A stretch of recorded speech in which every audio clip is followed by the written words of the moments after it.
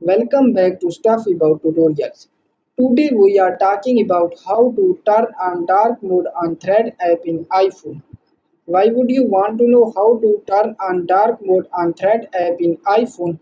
Well, maybe it is your first time using Threads and not sure how to turn on dark mode on Thread app in iPhone. So today I am going to show you how to turn on dark mode on Thread app in iPhone. Check video description and I will try to leave the written instructions. Turning on dark mode on Thread app in iPhone is quite simple and easy to do, and the process is same for any iOS devices. Let me show how you will turn on dark mode on Thread app in iPhone. In Thread app, there is no option to turn on dark mode.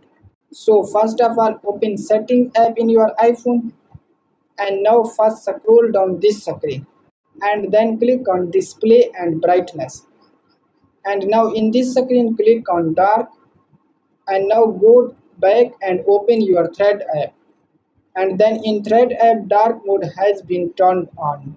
So there you go. If you were wondering how to turn on dark mode on Thread app in iPhone, that is the easiest way I know. If you know another way, please leave a comment below. Be sure to subscribe for more videos.